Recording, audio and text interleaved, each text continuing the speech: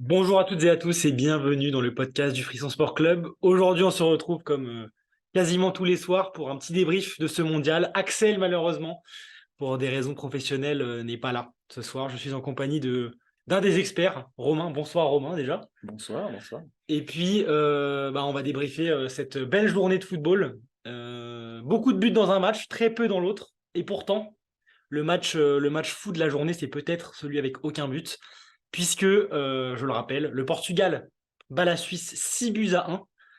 Mais on a vécu quelque chose d'assez fou, puisque ça arrive très peu. Mais une équipe africaine est en quart de finale. Le Maroc a sorti l'un des favoris après les phases de poule, l'Espagne. Romain, première impression, le Maroc qui sort un très gros match et qui au final gagne au tir au but. Déjà, avant toute chose, je tiens à te quasi féliciter parce que ton prono assez audacieux a failli passer avec tous les favoris qui sortent des huitièmes. Ouais, Ça aurait été presque chose faite. On savait que sur le papier, le Espagne-Maroc, c'était... en tout cas, le Maroc était un des outsiders qui avait vraiment le plus de chances potentiellement de le faire avec la Suisse ce soir, mais bon, ça n'aura ouais. pas été le cas pour eux. Non, pas trop. Du coup, ouais, un gros match. Les limites que moi je voyais et que j'avais dit et qu'on avait dit même avant que la Coupe du Monde commence de cette équipe espagnole, c'était justement face à des blocs bas leur tendance à contrôler le ballon pendant tout le match, mais ne rien en faire de manière complètement stérile. Moi, il y a une stat qui m'a un peu frappé quand je suis allé la chercher justement pendant le match pour voir, parce que je me demandais si c'était vrai ou pas, mais à la 75e, 75% de possession pour l'Espagne, 2 tirs pour l'Espagne, 3 pour le Maroc et un tir cadré Mm. espagnol. Un Donc tir cadré en 120 minutes, hein, même, hein. un tir cadré en 120 minutes. Donc c'est quand même assez exceptionnel de tirer 2 fois en 75 minutes en ayant le ballon quasiment tout le temps. C'était vraiment un concours de passe à 10. Et avec les joueurs qui sont sur le terrain, qui ne sont pas des joueurs très à l'aise pour aller provoquer et éliminer en 1v1, je pense à Ferran et Olmo, forcément c'est plus compliqué. Au moins, j'ai bien aimé l'entrée de Nico Williams qui a tenté plus de choses, avec forcément du déchet, mais qui a essayé d'apporter cette chose que ne pouvaient pas apporter les autres. Et puis côté marocain, un match assez héroïque. Saïs, Aguerd, encore ultra solide. Les deux se blessent. J'espère que ça ne va pas leur porter préjudice plus tard, même si Saïs est resté au final. Mais les deux, c'est quand même un match qui peut laisser beaucoup, beaucoup, beaucoup de traces. Ouais. Et puis, en comparaison du coup avec les deux autres ailiers, le match de Ziyech et Boufal, eux, ils ont eu peu de ballons, contrairement à Olmo et à Ferran Torres, mais qu'est-ce qu'ils en ont fait? Exceptionnel, Boufal en première période surtout. Ouais, Et il y a une Ziyech, action sur Llorente où Llorente il est là, encore sur Jupiter là. dès le début du match. Et puis Ziyech qui m'a vraiment fait mentir, qui me fait mentir de manière générale sur cette Coupe du Monde, parce que pour le coup, sur ce match, il a été vraiment très très bon. De la justesse dans les phases de transition, en contre-attaque, etc. Et donc un match vraiment abouti. Et bien sûr, la mention spéciale pour Amrabat qui a été Ouais. partout, mais vraiment partout. Il y en a beaucoup, hein. Il y a Unai aussi qui a été félicité par Luis Enrique en Ouais, conférence de presse après le match. ouais. Alors lui qui nous a fait un rush Mm. exceptionnel pour ensuite la donner, c'est Chedira qui rate et qui ensuite Ouais. re-rate en prolongation. Ouais, il a raté des petits trucs lui, hein. Ouais, mais ouais, sur un rush fabuleux et Luis Enrique qui a directement été séduit. Bon, mine de rien, les Marocains ont fait un très gros match collectivement. On a vu que le style du Maroc correspondait parfait au style de l'Espagne, hein. Mm. C'est-à-dire que le Maroc, ils Ouais, aiment bien exactement. attendre, Exactement. ils aiment bien contrer, beaucoup de générosité.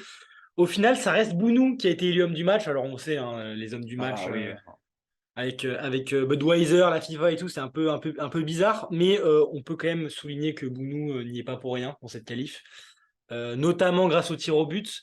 On le rappelle, les Espagnols n'ont pas mis un tir au but de cette séance. 2 arrêts plus un poteau de Sarabia.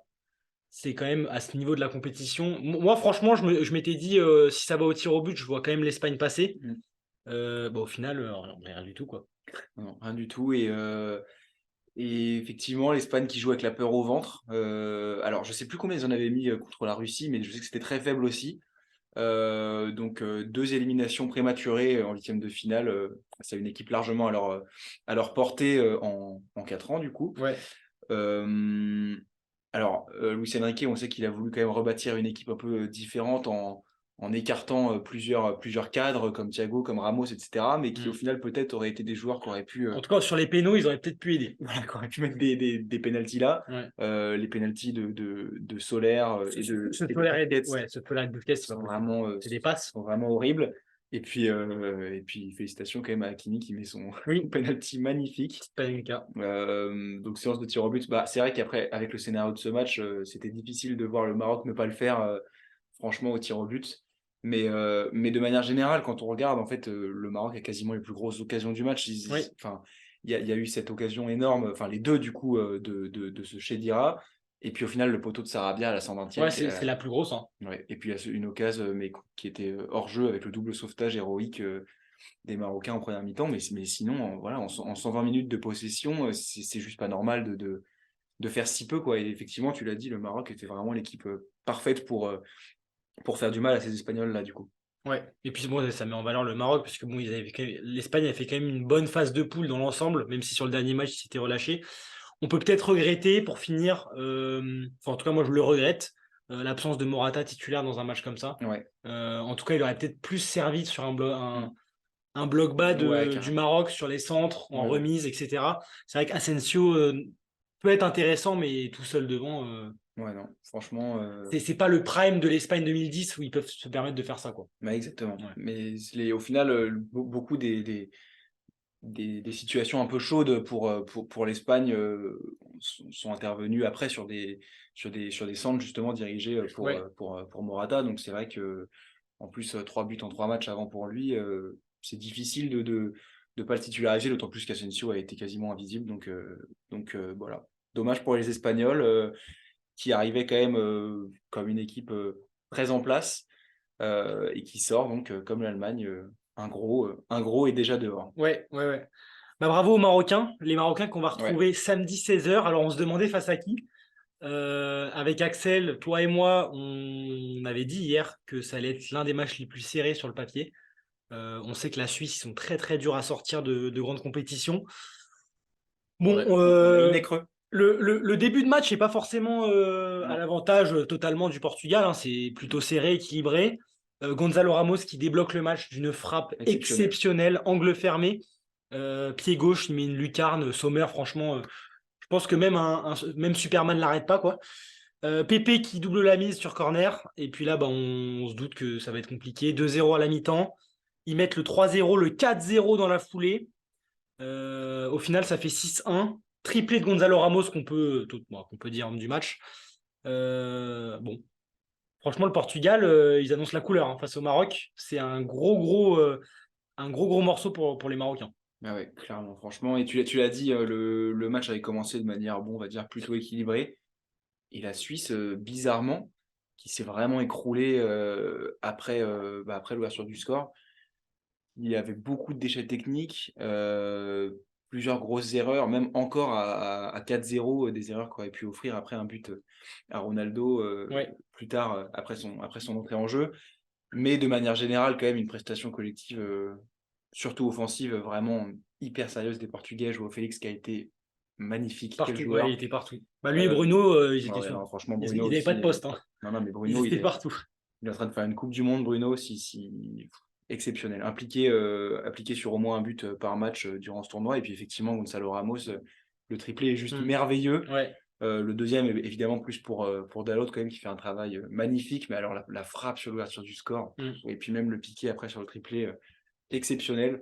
Bon, bah, il marque clairement des points. Hein. C'est sûr que c'est son premier match en tant que titulaire. Il remplace Ronaldo et triplé et puis une passe Mm. décisive. Donc, Ouais, c'est pas moche. match parfait pour lui. On s'attend à le revoir, du coup, titulaire face au Maroc. Et puis à voir, du coup, si peut-être Dalot garde sa place de titulaire. Avec Cancelo du coup sur le banc, ce serait assez étonnant, mais enfin peut-être que justement, comme c'est leur match le plus abouti, il va décider de garder ce 11 là alors qu'il Ouais. l'avait fait tourner sur tous les matchs avant ça. Ouais, c'est ce que j'allais te demander parce qu'au final, on a vu quand même le monsieur Santos changer beaucoup sa composition d'équipe durant ce mondial. Au final, là, les titulaires ont quand même gagné beaucoup de points. Peut-être qu'il va préférer Dalot pour le côté un peu plus défensif, même si Cancelo, on sait il sait quand même défendre.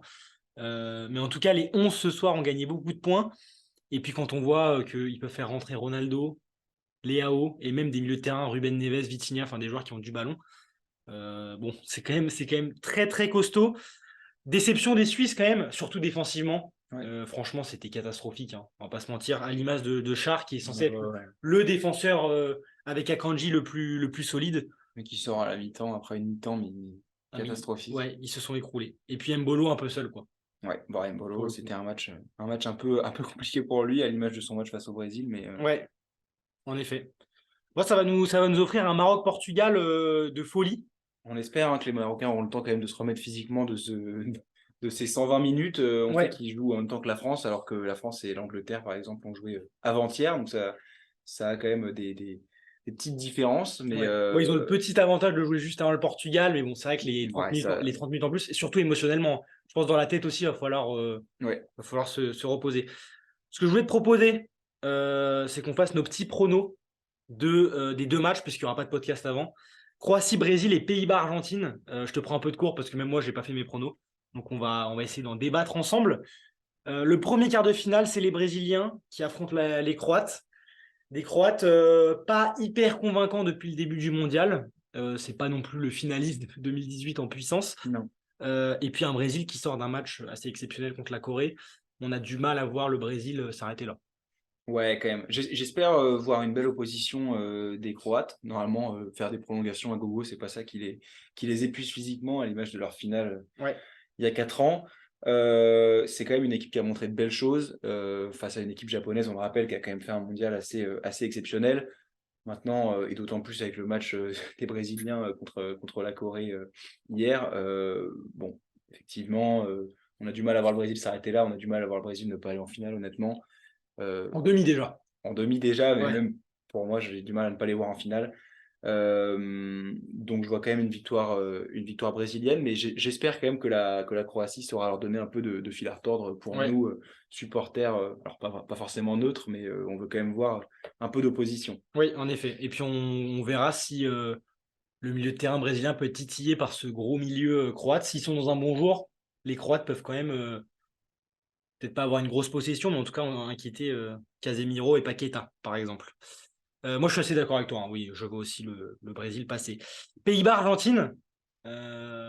Match peut-être plus équilibré sur le papier, même si les Argentins partent favoris évidemment avec Léo Messi, et avec un match plus convaincant en huitième de finale. Les Pays-Bas qui passent les États-Unis. Est-ce que pour toi les Pays-Bas peuvent le faire? Et est-ce que on a vu depuis le début de la compétition une équipe des Pays-Bas qui t'a convaincu, toi? Bah, disons que par rapport à l'Argentine qui a quand même fait 2 mauvais premiers matchs et qui ensuite pour le coup a enchaîné avec des matchs un peu plus sérieux, les Néerlandais n'ont pas été ridicules du tout en comparaison avec cette équipe argentine.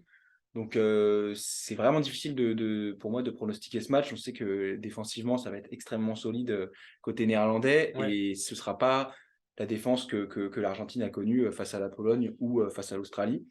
Donc cette équipe néerlandaise peut vraiment les embêter. À voir comment sera Memphis, qui du coup, on l'a senti quand même, a pris du rythme et était bien meilleur face aux Pays-Bas pardon, face Face aux aux États-Unis États-Unis, qu'il ouais. ne l'a été avant. Donc, je vois un match Peut-être une petite très très prolongation, hein. serré, prolongation, et moi je verrais bien une séance de tir au but. Et si ça va au tir au but, l'histoire fera que ça ne peut pas s'arrêter là pour l'Argentine et Ah, qu'on aura. franchement, si ça va au péno, franchement, ouais, j'ai peur pour les Bah, Argentins, hein. Emiliano Martinez Grosse pression, hein. sur penalty, c'est quand même pas. Oui, oui, non, mais je pense plus aux tireurs argentins qui ont la pression de Messi C'est sûr qu'ils auront plus de pression et de pour le coup. l'Argentine sur les Et épaules, hein. quand on joue avec Mm. la peur aux jambes sur les tirs au but, Bah ouais, bon, on l'a vu, hein. on l'a vu, ça On l'a peut, ça vu, peut ouais, on l'a vu causer avec du les tort. Espagnols.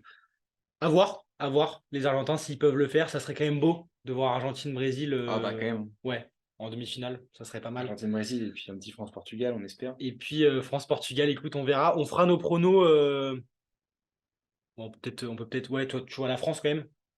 Oh non, bah là c'est trop Non, dur. c'est Bah, en trop fait, dur à pronostiquer. bah, On en a déjà parlé un petit peu dans le dernier podcast, mais c'est vrai que c'est du 50-50 sur le moi, papier. là je vais juste aller en notion supporterisme Ouais, et puis on va dire la France, ouais, c'est très mais compliqué. ce match, oh là là, si j'étais pas, s'il n'y avait pas le côté supporter, j'attendrais que ça, hein, parce que ça va être juste exceptionnel. Les deux équipes ont tellement montré depuis le Mm. début de ce mondial, du bon et du mauvais, mais surtout du bon, on va pas se mentir. Mais Ouais, et puis deux équipes assez complètes au final. Même s'il y a il y a toujours des petites modifications à faire. Ça reste deux équipes pour moi, l'Angleterre assez apparaît comme complètes. une équipe justement plus, plus complète, plus organisée tactiquement et plus solide défensivement de manière générale. Maintenant, voilà, en France, il y a des individualités le côté gauche, Théo, Mbappé, qui peut faire exploser les Anglais, et même Dembélé, qui peut faire passer un très mauvais match à Luke Shaw. Donc, on verra. Franchement, c'est vraiment dur de le pronostiquer. Et moi, je vais dire que la France s'impose quand même. Ouais, du coup, France-Angleterre, et puis le dernier quart, comme on l'a dit, Maroc-Portugal. Ça fait de très beaux quarts. Une surprise. Voilà, ils ont cassé mon Il y aura eu pronostic. une surprise. Ouais. Une surprise. Les Marocains, franchement, ils ne l'ont pas volé. Non, pas du tout. Donc, bravo à eux. Pas de quiz, évidemment, ce soir, puisque Axel n'est pas là. Donc, quiz au prochain podcast. Petit podcast ce soir. Donc, ouais, bravo aux Marocains, bravo aux Portugais quand même pour la démonstration. Et puis, merci. Maintenant, c'est la première pause depuis le début de saison. Première pause, effectivement. Et puis, on se retrouve pour les grands quarts de finale. Merci beaucoup.